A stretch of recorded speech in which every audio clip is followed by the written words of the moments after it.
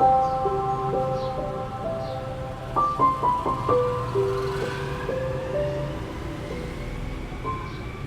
းလုံးပဲမင်္ဂလာပါ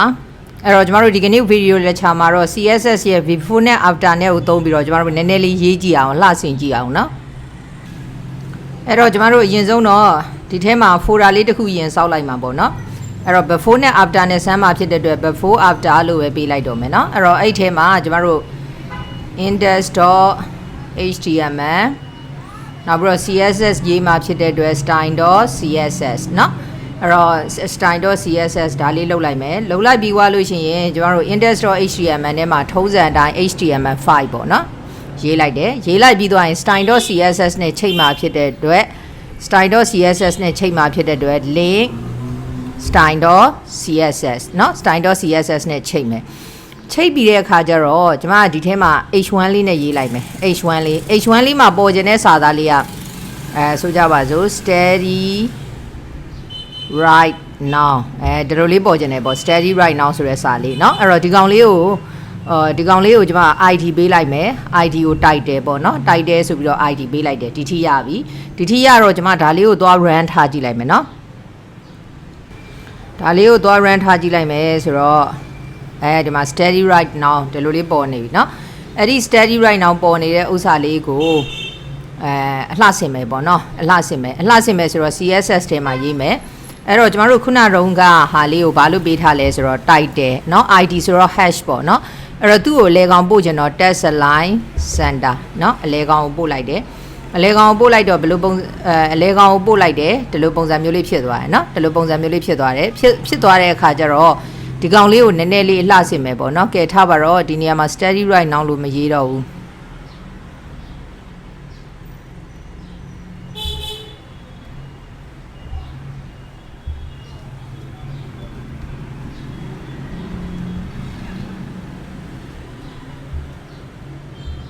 ဒီလိုလေးရေးလိုက်မယ်เนาะအဲ့တော့အဲ့လိုလေးရေးလိုက်ပြီဆိုရင်ကျမတို့ဒီမှာသွားကြည့်လိုက်မယ် welcome to steady right now ဒီလိုလေးပေါ်သွားပြီအဲ့ကောင်လေးကိုလှဆင်ကြည့်မယ်အဲ့ကောင်လေးကိုလှဆင်ကြည့်မယ်ဆိုတော့ကျမတို့ကအဲ့ဒီဟာလေးမရေးခင်မှာ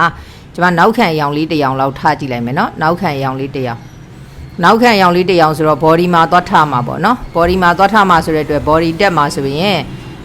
background color ကိုအပြာနည်းနည်းဆန်တဲ့ဟာလေးထားကြည့်မယ်အပြာနည်းနည်းဆန်တဲ့ဟာလေးထားကြည့်မယ်ဆိုတော့red green blue ကို ff လောက်ယူလိုက်မယ်အဲ့ဒါဆိုရင်ဒီလိုအရောင်တောက်ကြီးဖြစ်သွားမှာကျွန်မအရောင်တောက်ကြီးမယူချင်ဘူးမှိုင်းလေးလိုချင်တာမှိုင်းလေးလိုချင်တော့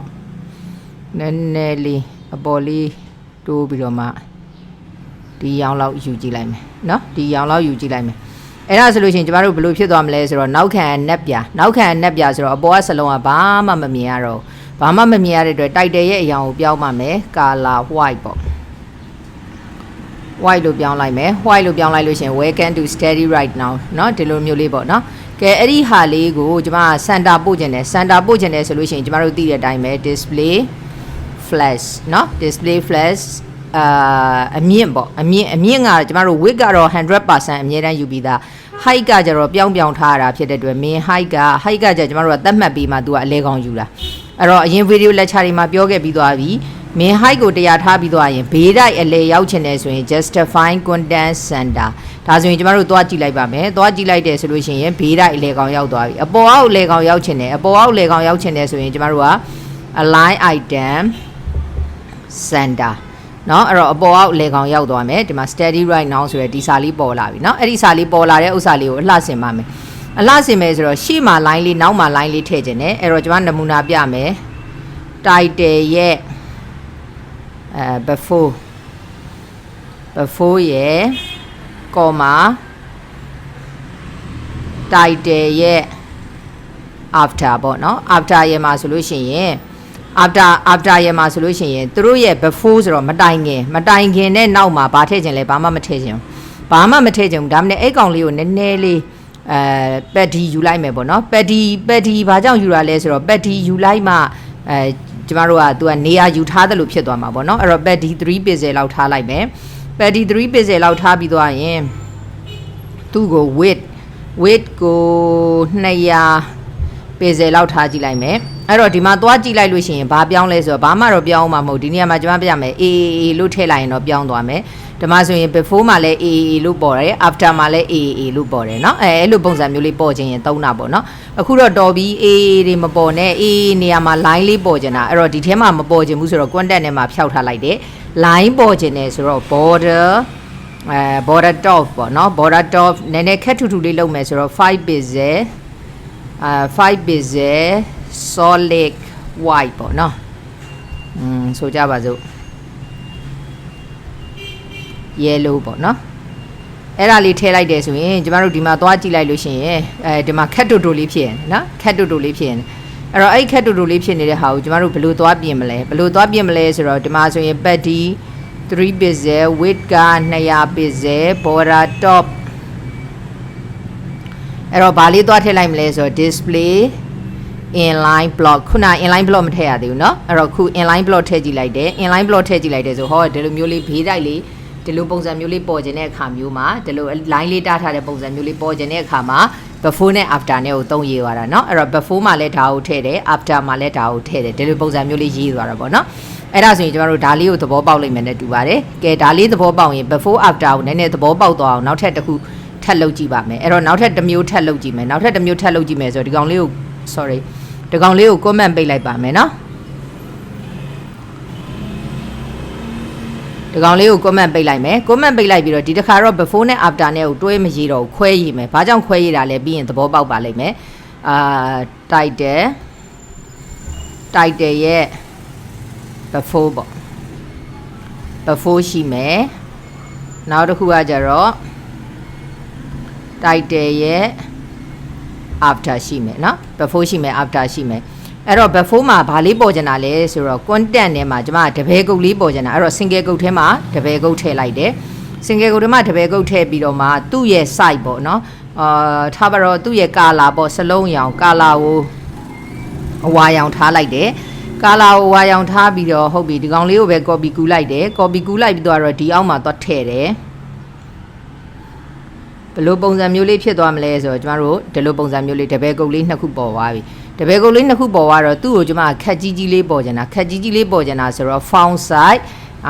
5rem လောက်ထားကြည့်လိုက်မယ်เนาะအဲ့တော့ဒီအောက်ကဟာလေးကိုလည်းကျမတို့ font size ဘယ်လောက်ထားကြည့်မလဲဆိုတော့5rem လောက်ထားကြည့်လိုက်မယ်သူ့ကိုနည်းနည်းခက်ကြီးကြီးလေးပေါ်တာပေါ့ခက်ကြီးကြီးလေးပေါ်တာဆိုဟောဒီလိုပုံစံမျိုးလေးဖြစ်သွားပြီတပည့်ကုတ်လေးထည့်ခြင်းတဲ့အခါမှာဟာတပည့်ကုတ်ကိုဒီတိုင်းမထည့်ခြင်းဘူးနည်းနည်းလှလှပပလေးကွေးကွေးလေးထည့်ခြင်းနဲ့เนาะလှလှပပလေးကွေးကွေးလေးထည့်ခြင်းနဲ့ဆိုရင်ကျမတို့ font family เนาะ font family ကဒီကွေးကွေးလေးကဒီ style လေးသုံးလို့ရတယ်ဒါလေး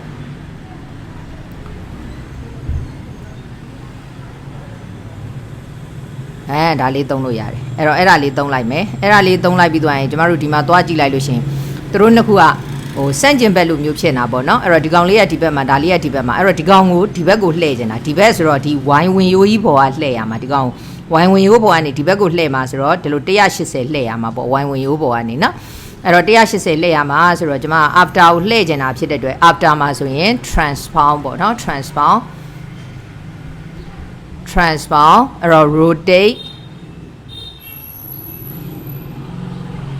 rotate y ပေါ့နော် rotate y ကိုဘယ်လောက်ဒီဂရီလှည့်ကျင်တာလဲဆိုတော့ခုနပြောတယ်ကျမတို့လှည့်ကျင်တာ180ဒီဂရီလှည့်ကျင်တာလို့ပြောတဲ့အတွက်180 dg ပေါ့နော်180ဒီဂရီလှည့်မယ်လို့ပြောလိုက်တယ်အဲ့တော့လှည့်သလားဆိုတော့မလှည့်ဒီမှာလုံးဝမပြောင်းเนาะအဲ့တော့အဲ့ဒါလေးကဘာလေးလိုနာလဲကျမတို့သွားကြည့်အောင်ဒီနေရာမှာဆိုရင် display inline block ထည့်ကြည့်လိုက်မယ် inline block ထည့်ကြည့်လိုက်လို့ရှိရင်ဟောဒီမှာဒီလိုပုံစံမျိုးလေးဖြစ်သွားတယ်เนาะဒီလိုပုံစံမျိုးလေးဖြစ်သွားပြီစသဖြင့်ဒါမျိုးလေးတွေသုံးလို့ရတယ်เนาะဒါမျိုးလေးတွေသုံးလို့ရတယ်ဒါကဒီတိုင်းလေးလုပ်လိုက်တာနောက်တစ်ခုကျမတို့ကဆိုကြပါစို့ဒေါင်ဂျိုးလေးဆိုရင်လှမယ်ထင်တယ်ပေါ့ဒီနေရာမှာကျမ LG လေးသွားရေးလိုက်တယ်ကျမရေးထားတဲ့စကားလုံးကပန်းစလုံးဖြစ်နေတာဒီမှာလဲ LG သွားထည့်လိုက်တယ်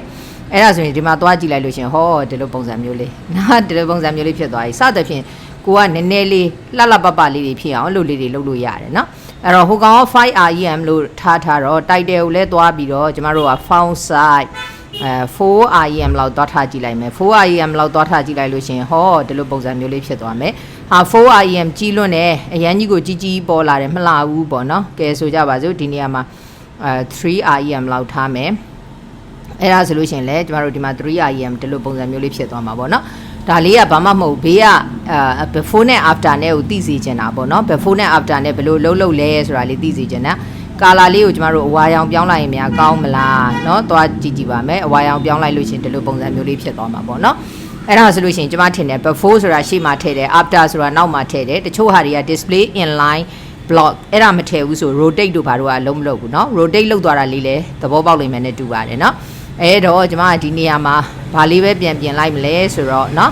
ဒါလေးကတော့ L လေးနဲ့နမူနာဆန်းပြတာပေါ့เนาะအဲ့တော့တပည့်ကုတ်လေးပေါ်ကျင်တာဖြစ်တဲ့အတွက်ကျမကဒီနေရာမှာတပည့်ကုတ်လေးသွားထည့်လိုက်တယ်တပည့်ကုတ်လေးသွားထည့်လိုက်တယ်ဆိုလို့ရှိရင်တခါတလေဒါကမပြောင်းဖြစ်နေဒီလိုပုံစံမျိုးလေးဖြစ်သွားမှာပေါ့เนาะ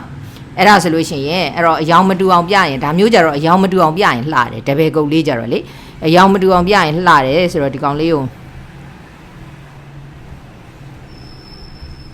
white လေးပြန်ပြောင်းလိုက်မယ်ဘာလို့လဲဆိုတော့တပည့်ကုတ်လေးနှစ်ခုကအယောင်မတူဘဲနဲ့သူ့ထက်ကြီးနေတယ်ဆိုရင်အဲ့ဒါ design တစ်မျိုးဖြစ်သွားတာပေါ့เนาะအဲ့ဒါဆိုလို့ရှိရင် before တွေ after တွေကိုသုံးပြီးထည့်သွားတဲ့ဥစ္စာလေးသဘောပေါက်လိမ့်မယ်နဲ့တူပါတယ်ကဲကျေးဇူးတင်ပါတယ်နောက်ဗီဒီယိုလက်ချာမှာပဲတွေ့ကြပါအောင်မယ်